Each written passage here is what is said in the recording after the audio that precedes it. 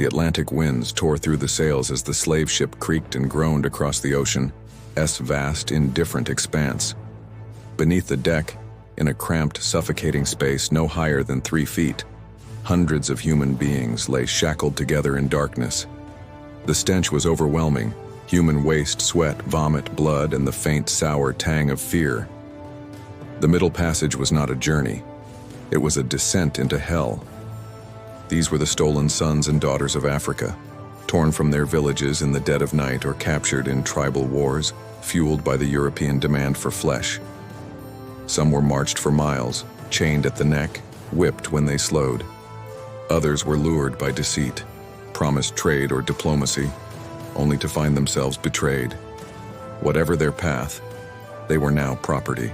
Crammed shoulder to shoulder, leg to leg, bodies twisted unnaturally to fit every inch of space, they were dehumanized long before the ship ever left the coast.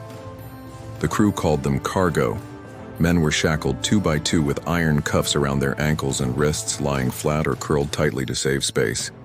Women, though sometimes given slightly more room, were often subjected to the unwanted attention of the crew.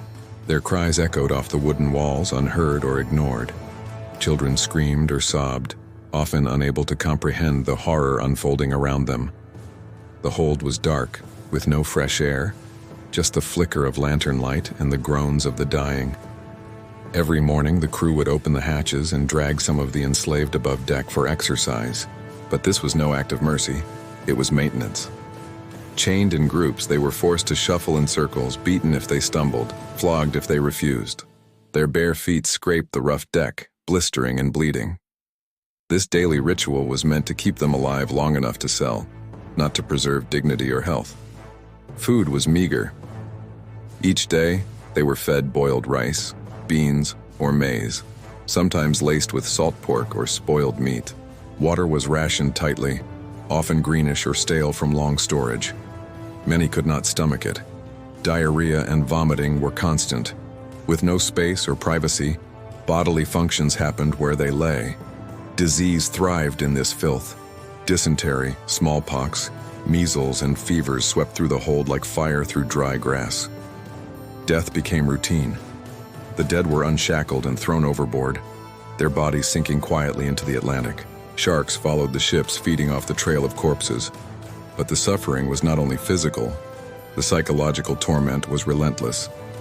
These people had names: Amina, Kofi, Olabisi, but the ship erased identity. They spoke different languages, came from different tribes, and now could barely communicate. Many believed they had been taken to be eaten by white cannibals. How else to explain this inhumanity? Others gave up hope altogether, laying still in their own waste until they died. Suicide was common. Some leapt overboard when brought above deck, choosing the ocean over slavery. Others tried to starve themselves, only to be force-fed with a device that forced their jaws open. Revolts were feared and frequent. Some ships saw uprisings before they even left African shores. Others erupted mid-journey, when desperation outweighed despair. The crew kept weapons close: cutlasses, pistols, whips, and patrolled constantly. Brutal punishments followed any act of resistance. Leaders were flogged until flesh hung from bone, or strung from the rigging as a warning. And still, rebellion burned in many eyes. The captains saw themselves as businessmen. Their profits depended on how many survived the voyage. A 20% death rate was common. Sometimes it reached 50%. Yet some captains took pride in their efficiency, boasting of low loss rates or high-quality slaves. These were men who dined above deck with tablecloths and wine while the moans of the suffering wafted through the planks beneath them. Some were cruel, others simply detached. Few saw the enslaved as fully human.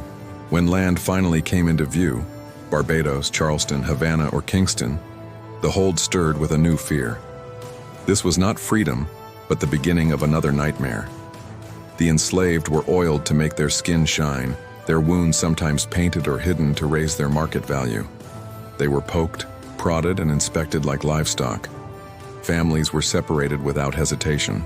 A mother might watch her child sold to another plantation, screaming in agony with no power to stop it. Names were changed, histories erased, languages silenced. The slave ship then turned back, empty of its human cargo but filled with the riches that slavery had built: sugar, cotton, tobacco, and rum.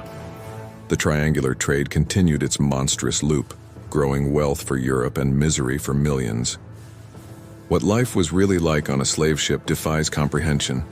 It was a machinery of cruelty, calibrated for profit. Every nail in the hull, every link in the chain, every ounce of iron was an instrument of suffering. Yet within that darkness were also sparks of unimaginable strength, of people who sang to remember home, who resisted with every breath, who survived to tell their stories. Some survivors later recounted their ordeal. Olaudah Equiano, captured as a child and sold into slavery, wrote of the suffocating stench, the cries of women, and the daily fear of death. His voice, like others, bore witness to the world's longest, most brutal forced migration. Over 12 million Africans crossed the Atlantic in this way. Millions more died before even reaching the ships. The ocean floor is, in many places, a graveyard. We often remember the great ships of history, the Titanic, the Mayflower, but few remember the Brooks, the Zong, the Henrietta Marie. These were ships of torment, engines of empire, and silent floating prisons. The Zong in 1781 became infamous when its crew threw over 130 slaves into the sea to claim insurance money. It sparked outrage and galvanized the abolition movement, but even this was not about human life, but lost profit. And so the legacy of the slave ship haunts us still, not just in history books but in the structures of modern inequality, in the generational scars left by a system that treated humans as cargo. To understand the past is not to linger in guilt, but to honor the memory of those who endured it. Their stories, once silenced in the bowels of a ship, deserve to be heard with open eyes, open minds, and open hearts. To imagine what life was really like on a slave ship is to step briefly into an unbearable truth. It is not enough to look away. History demands that we remember,